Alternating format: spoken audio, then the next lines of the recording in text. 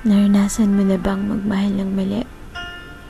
Nagmahal ka na ba ng may kahati? Loving a person which is not belongs to you? Give love without asking love in return? And you are wishing na sana ikaw lang, na pwede bang ikaw lang ang mahal niya at walang kahati? Bakit nga ba minsan may mga bagay na nagagawa tayo na hindi natin inaasahan na magagawa pala natin, kahit alam nating mali? At sino ba ang may gustong magmahal ng may kahati at walang nangarap na maging pangalawa lang sa buhay ng taong pinakamamahal? At siguradong walang may gusto na magmahal ng mali at hindi dapat. Ang tanong, bakit nga ba minsan hindi maiwasan magmahal sa taong pag-aari na ng iba, na kahit anong pilit mong iwas ay hindi mo mapipigilan? Kahit masakit tanggapin ang katotohanan, basta makasama mo lang siya at magkaroon siya ng oras para sa'yo, ang saya-saya na. Yung tipong 2 oras kang naghintay para sa kanya, pagkatapos 20 minutes lang ang pwede niyang ilaan para sa'yo. Diba? Ang sakit. Pero bakit ganun? Kahit sobrang sakit na, patuloy ka pa rin nagmamahal.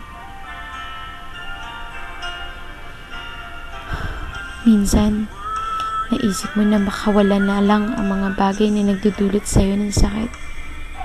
Kahit alam mong nagpapasaya sa'yo to. There's love na dumarating sa maling panahon at maling pagkakataon. Gustuhin mo mang makasama siya, pero hindi naman pwede. Minsan, naisip mo na sana kayo na lang ang magkasama.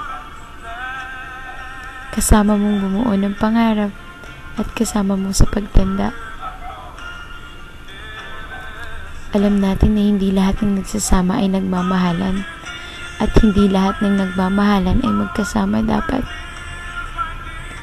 There are things that are far beyond our control, and you have to accept the cold, harsh truth that the people you can't live without can live without you.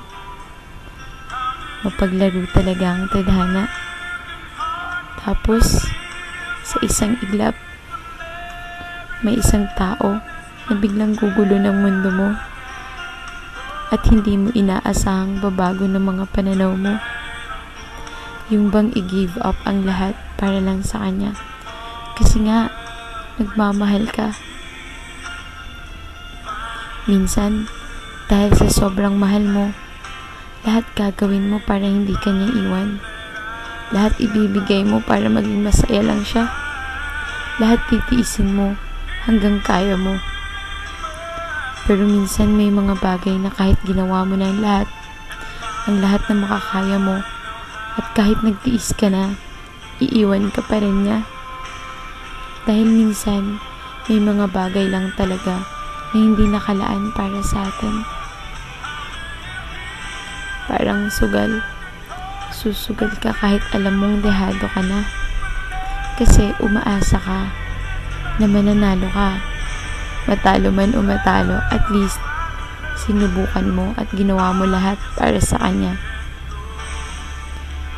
Maraming bagay ang hindi mo kayang ipaliwanag at hindi mo maintindihan. Madami kang tanong na ang hirap hanapan ng sagot. Ano nga ba ang dapat at hindi dapat? Ano nga ba ang tama at ano nga ba ang mali?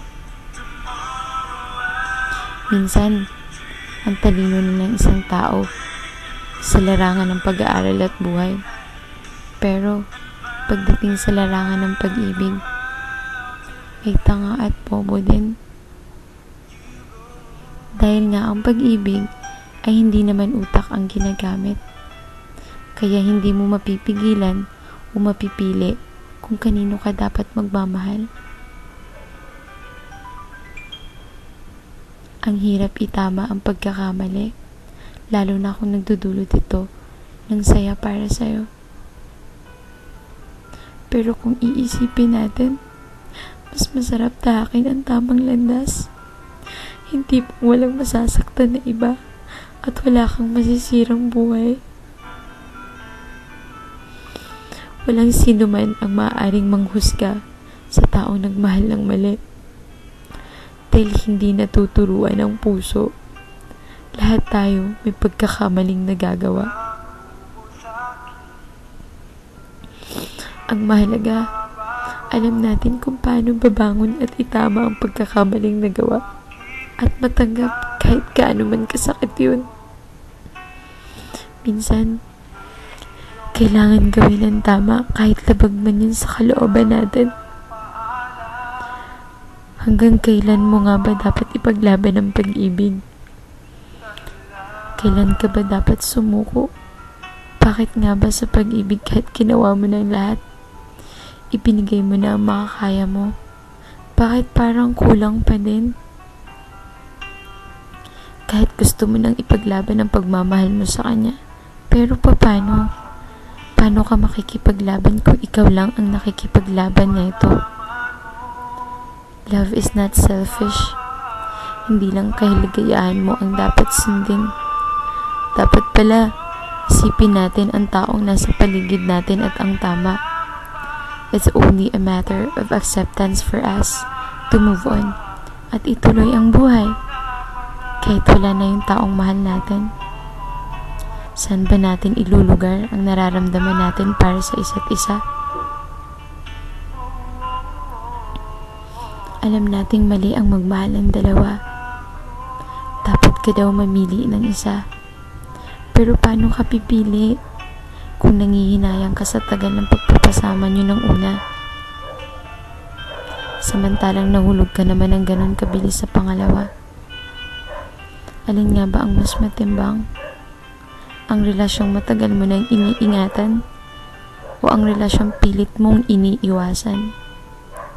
Ang pagmamahal ba na dati ay siya lang o ang kaligayahang nadama mo ngunit sandali lang, ngunit ayaw mo nang wakasan?